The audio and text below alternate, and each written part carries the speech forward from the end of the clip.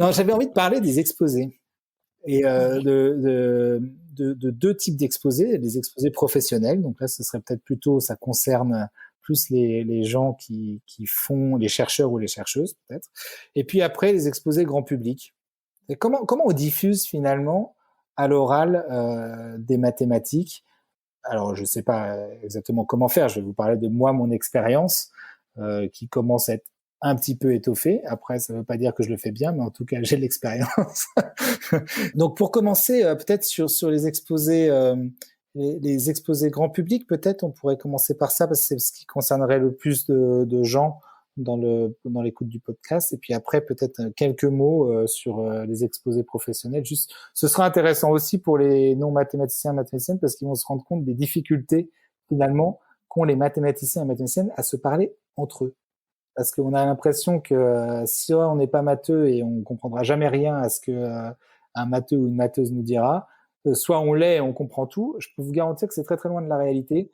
Donc je vous raconterai à quel point je suis dans vos chaussures dans la plupart des exposés que je vois. Quelque chose qui m'a un peu étonné finalement dans mon apprentissage cette année, de nouveau un peu apprentissage sur le tard, et parce que je me suis rendu compte que donc j'avais l'habitude de donner des exposés grand public à des gens qui avaient envie d'être là.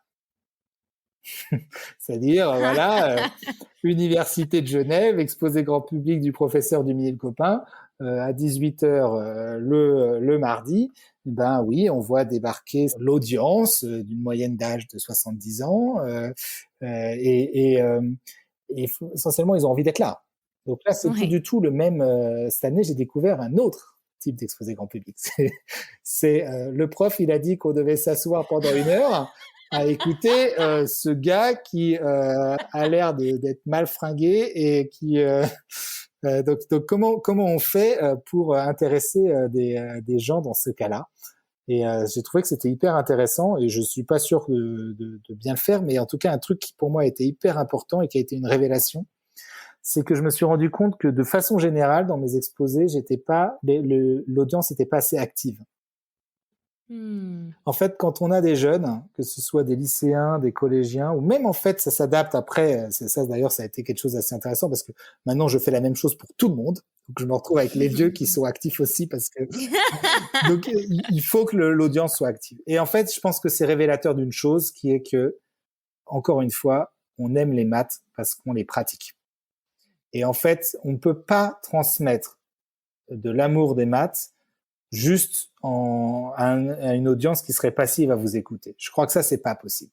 Je pense, franchement, je n'aurais pas dit la même chose il y a 1 an, mais aujourd'hui, je suis intimement persuadé que si les gens n'ont pas réfléchi et pas essayé de répondre à des questions pendant un exposé de mathématiques, ils ne pourront pas avoir eu cette expérience du plaisir mathématique.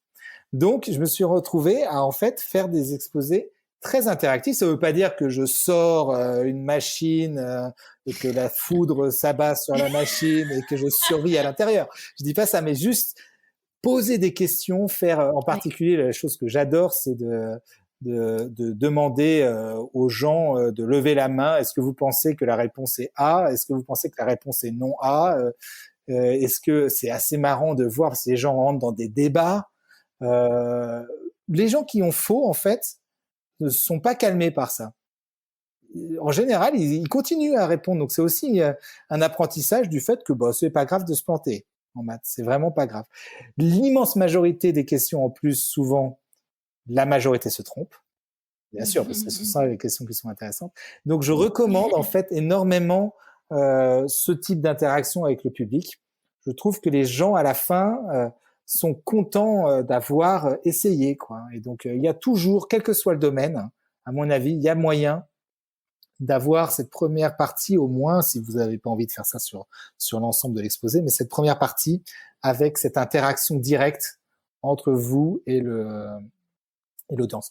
Aussi parce que pour comprendre des maths, c'est quelque chose qui est intimement, qui est très intime, qui demande d'un certain point de vue une certaine forme de laisser aller. Faut accepter de se lancer, quoi. Et de casser la distance en interagissant directement avec l'audience, c'est une façon de mettre l'audience dans cet état d'esprit où elle va accepter d'essayer de comprendre, peut-être de pas tout comprendre, etc., etc.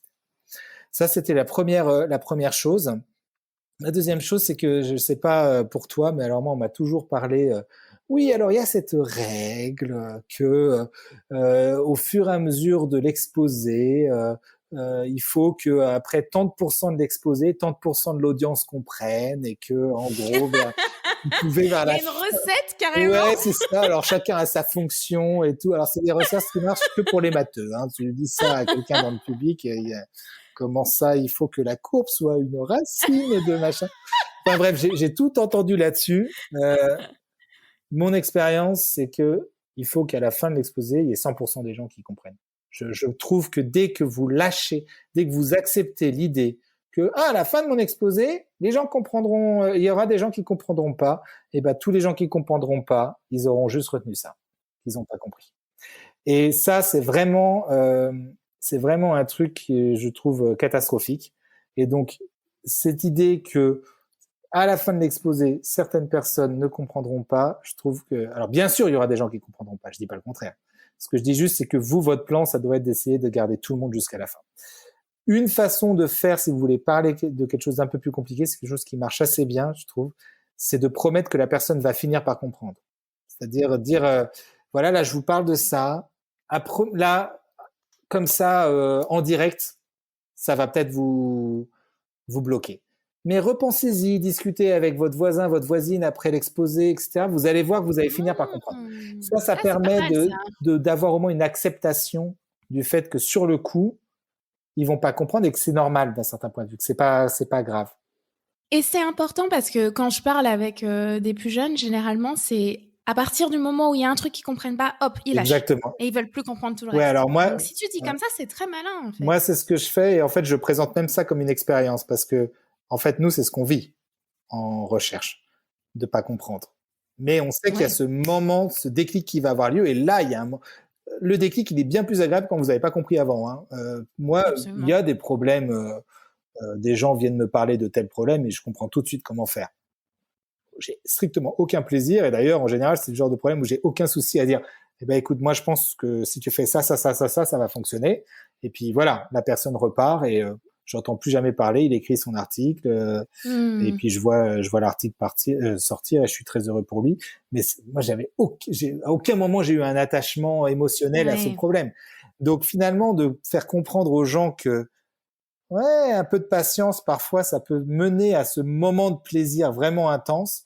C'est important. Donc, ça, c'est, de mon point de vue, la seule façon de, euh, de faire passer quelque chose que la personne ne va pas comprendre en direct.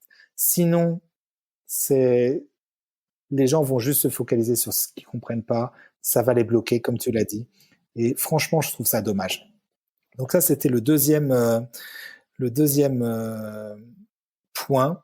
Le troisième point, c'est que de mon point de vue, il faut zéro formule. Zéro. Juste Pour quel type d'exposé? grand Tous? public, grand public, grand public. Ah, grand public, Non, tout ça, d'accord, c'est ok. pour le grand public, même si Ah, tu d'accord. vois venir qu'il y aura des liens avec. Ouais, c'est ça. Mais pour le grand public, dès qu'il y a une formule, à part comme une blague, moi je le fais parfois, je mets une énorme formule. J'attends 10 secondes de voir juste qui se met à courir vers la porte de sortie en panique.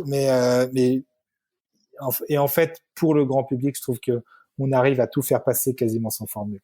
Donc il y a les formules, faut bannir quasi intégralement parce qu'en fait, c'est la matérialisation du blocage qu'ils ont en mathématiques. Donc dès qu'ils revoient une formule, même s'ils sont dans l'action, ils sont dans l'activité, ils réfléchissent, etc., ils voient une formule, bam, ils se bloquent, ils sont là, ok. Là, tu m'as fait croire que c'était pas comme à l'école, mais en fait, c'est totalement comme à l'école et ils se bloquent. Donc voilà, c'est les trois points que j'ai un peu découvert cette année. Et ce qui est marrant, c'est que j'ai renforcé de plus en plus ces choses quand j'allais vers des publics de plus en plus larges. Et en fait, maintenant, j'applique les mêmes règles à tout le monde. Parce que, bon, les collégiens, ça reste quand même difficile, hein, soyons honnêtes. Je dis ça, là, on a l'impression que du coup, à la fin de mes exposés, tout le monde sort en ayant compris. C'est pas le cas, hein, je suis pas dupe là-dessus. Je parle de la volonté de faire Oui, dans bien une sûr, bien certaine sûr. direction. Dans la construction Voilà, c'est ça. d'exposé. Mais alors, par contre, du coup, les exposés de collégiens, je réutilise les mêmes choses pour les adultes. Et juste comme petite anecdote, qu'on ne répétera pas à tout le monde. De toute façon, personne n'enregistre, donc c'est bon. Mais mon exposé de collégien, bah, je le donne au grand public maintenant. Je l'ai même donné à, à des gens qui étaient tous hyper hauts, présidents d'entreprise, machin truc, parce qu'en fait, ça marche tout aussi bien pour tout le monde. Mais oui. Ouais. Parce que ça, c'est la dernière chose, c'est que j'ai jamais entendu quelqu'un se plaindre qu'un exposé de maths était trop facile. Donc en fait, ce que je fais aux collégiens, je me mets à l'adapter à tout le monde, au même niveau, et en fait, les gens sont ravis. Donc, il y a jamais, ne pensez pas que vous avez.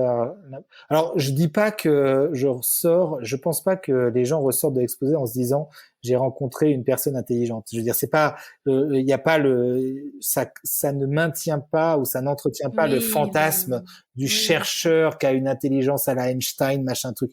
Mais enfin, on fait pas l'exposé pour nous, quoi. Le but, c'est pas que nous, on ait l'air bien. Le but, c'est que les gens aient profité de notre discipline et pas de nous. Donc, de ce point de vue-là, je pense que c'est une chose importante, ne jamais faire d'exposé trop simple. Professionnel, on passe là peut-être à quelques conseils s'il y a des jeunes chercheurs et chercheuses qui écoutent. Alors, le premier conseil, c'est exactement le même. J'ai jamais entendu quelqu'un dire qu'un exposé était trop simple. Et limiter, compartimenter au maximum, limiter au maximum ce que vous allez raconter. On peut raconter que l'esprit humain. Enfin, je parle en connaissance de cause parce que justement j'ai ce problème d'attention un peu et qui se matérialise très fortement durant les exposés. Et on ne peut emmagasiner qu'une quantité limitée d'informations pendant un exposé, et elle est très limitée, cette quantité, beaucoup plus qu'on ne le pense. Et donc limiter au maximum la quantité d'informations que vous avez présentées. Donner un contexte, une motivation. C'est un petit peu dur peut-être d'être actif dans un exposé professionnel, mais en tout cas, vous pouvez au moins faire que l'audience se retrouve engagée dans la chose, que l'audience va comprendre l'intérêt de la chose. Donc, prenez une vraie portion de votre temps à présenter la motivation, présentez bien votre énoncé, que les gens puissent bien comprendre votre théorème. Et ensuite, pour ce qui est le contenu de preuve, vraiment une idée. La chose qui vous a fait bouger. Parce qu'en fait, c'est celle-là l'importante. C'est la chose que vous avez aimée dans votre preuve. Ça va probablement être la chose novatrice. Et si ça l'est pas, si c'est quelque chose qui a été inventé par quelqu'un d'autre, bah, c'est important de le dire en fait. C'est important que les gens comprennent que votre résultat, il devient possible parce que il y a cette belle idée, et que cette belle idée, elle est peut-être pas de vous, bah c'est pas grave, mais elle est là. Et ne pas partir dans alors, je vais vous expliquer le lemme 1.1.1. Ça tombe bien parce que j'ai encore 20 minutes, donc je vais pouvoir aller jusqu'au lemme 5.3.2. Enfin, je veux dire, bien sûr que c'est pas possible. À partir du moment où vous partez dans quelque chose comme ça, votre audience sera perdue. Et de nouveau, à la fin de l'exposé, ce que les gens auront retenu, c'est qu'ils n'ont pas compris votre exposé. Ils auront même oublié votre énoncé. Et les plus beaux compliments que j'ai eus de gens beaucoup plus âgés que moi, qui étaient mes dieux quand j'étais... parce que quand j'étais... Vous allez voir, hein, plus on avance dans le temps, plus on oublie ce que c'est qu'un exposé facile. C'est-à-dire que tout devient facile pour nous parce qu'on est des spécialistes. Bien sûr, les gens en face de nous ne sont pas des spécialistes, donc pour eux, tout est dur. Mais donc, on a une tendance à faire des exposés de plus en plus durs. Donc, il faut toujours se forcer. Quand j'étais jeune, j'avais une bonne capacité à faire des exposés élémentaires. Et en fait, les gens hyper expérimentés, ben, ce que j'avais comme retour, c'était un exposé qu'on comprend, c'est cool. Et à la limite, si vous n'en avez pas encore assez dit, ben, la chose qui va se passer, c'est que la personne va venir et va vous dire « Ah, est-ce que vous pouvez m'expliquer un peu plus de la preuve ?» Et alors là, c'est le meilleur moment parce que vous êtes en 1 contre 1, enfin 1 avec 1 plutôt. Et donc c'est le moment où vous allez pouvoir vraiment communiquer ce qui se passe dans la preuve. C'est pas pendant l'exposé. Donc voilà, donc faites ça, et puis si vous avez une capacité à écrire au tableau noir, utilisez le tableau parce que c'est la vitesse à laquelle les gens peuvent comprendre. C'est vrai. Les slides, ce sera toujours trop rapide. Voilà, c'était pour ma petite carte blanche. Bah super, merci beaucoup, des conseils très utiles. Pratiques. Après, je ne sais pas s'ils sont utiles, mais ils sont utiles pour moi. Voilà. Ouais,